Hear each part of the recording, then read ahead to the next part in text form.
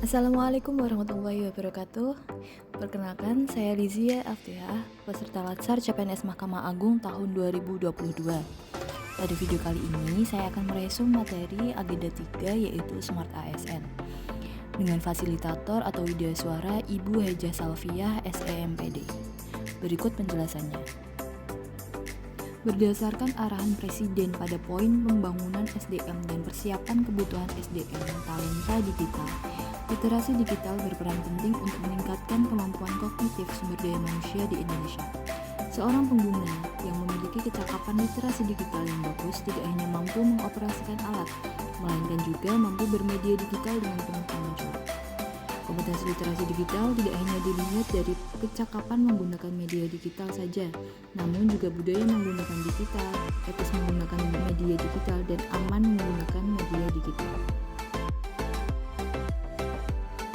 Kerangka kerja literasi digital merupakan dasar perancangan program serta kurikulum literasi digital Indonesia tahun 2020 hingga 2024.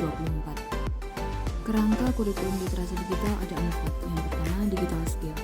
Digital skill atau cakap bermedia digital merupakan dasar dari kompetensi literasi digital berada di domain single informal.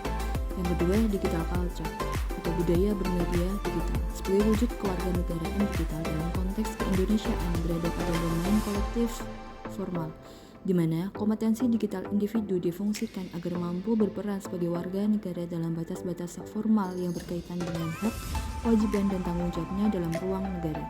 Yang ketiga, digital etis. Digital etis atau etika bermedia digital sebagai panduan berperilaku terbaik di ruang digital, membawa individu untuk bisa menjadi bagian masyarakat digital, berada di domain kolektif dan informal.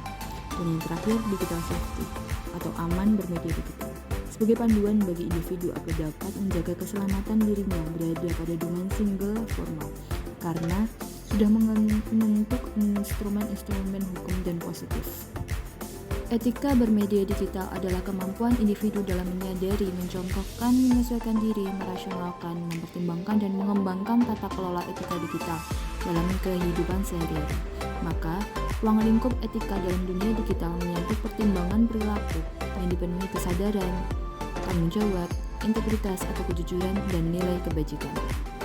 Yang pertama, kesadaran. Kesadaran adalah kondisi individu yang menyediakan sumber daya secara penuh ketika menggunakan media digital, sehingga individu tersebut memahami apa saja yang sedang dilakukannya dengan perangkat digital.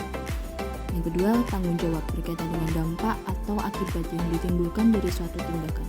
Maka, bertanggung jawab artinya adalah kemauan menanggung konsekuensi dari tindakan dan perilakunya dalam bermedia digital. Sementara itu, kebajikan menyangkut hal-hal yang bernilai kemanfaatan, kemanusiaan, dan kebaikan serta prinsip penggunaan media digital untuk meningkatkan derajat sesama manusia atau kualitas kehidupan bersama. Dan yang terakhir, integritas adalah prinsip kejujuran, sehingga individu selalu terhindar dari keinginan dan perbuatan untuk memanipulasi, menipu, berbohong, plagiasi, dan sebagainya saat bermedia digital. 4 prinsip etika tersebut menjadi ujung tombak self-control setiap individu dalam mengakses, berinteraksi, berpartisipasi, dan berkolaborasi di ruang digital, sehingga media digital benar-benar bisa dimanfaatkan secara kolektif untuk hal-hal positif. Nilai-nilai Pancasila dan Bhinneka Tunggal Ika yang dimasukkan dalam kerangka literasi digital dapat diklasifikasikan menjadi 2 pokok besar, yaitu yang pertama, pemahaman nilai-nilai Pancasila dan Bhinneka Tunggal Ika sebagai landasan kecakapan digital dalam kehidupan berbudaya, berbangsa, dan bernegara. Adapun kompetensi yang dibutuhkan adalah cakap paham. Yang kedua, internalisasi atau penerapan nilai-nilai Pancasila dan Bhinneka Tunggal Ika di ruang digital. Adapun kompetensi yang dibutuhkan adalah cakap produksi, cakap distribusi, cakap partisipasi, dan cakap kolaborasi. Ada berbagai macam ragam penipuan digital yang kita ketahui, yaitu ada 4. Yang pertama, scam merupakan permainan atau tindakan untuk menipu kepercayaan seseorang yang bertujuan untuk mendapatkan keuntungan dengan cepat. Yang kedua, spam adalah segala jenis komunikasi digital yang tidak diinginkan dan tidak diminta yang dikirim secara massal. Yang ketiga, phishing, penipuan yang melibatkan penjahat mengirim pesan yang menyamar sebagai organisasi yang sah, menargetkan ratusan juta organisasi setiap hari. Yang terakhir yaitu hacking. Peretasan tidak selalu merupakan tindakan jahat, tapi paling sering dikaitkan dengan aktivitas ilegal dan pencurian data oleh penjahat dunia maya.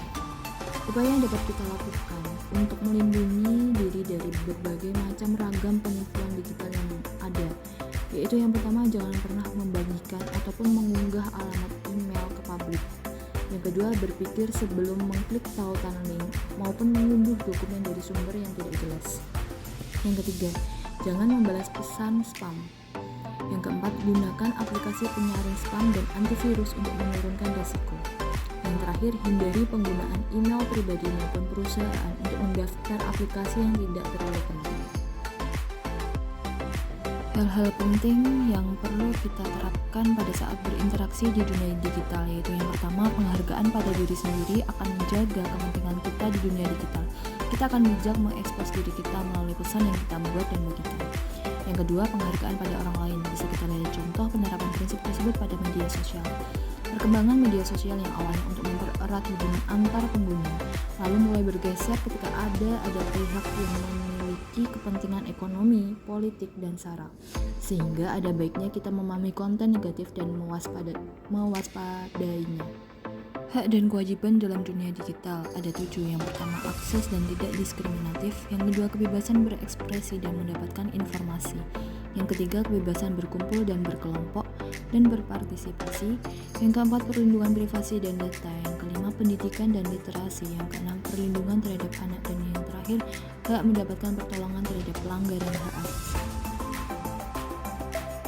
Marilah kita sebagai ASN bijak dalam menggunakan media digital. Sekian yang bisa saya sampaikan. Mohon maaf apabila ada penjelasan yang kurang jelas, kesalahan dalam berucap dan penulisan. Saya Rizia mengucapkan terima kasih. Wassalamualaikum warahmatullahi wabarakatuh.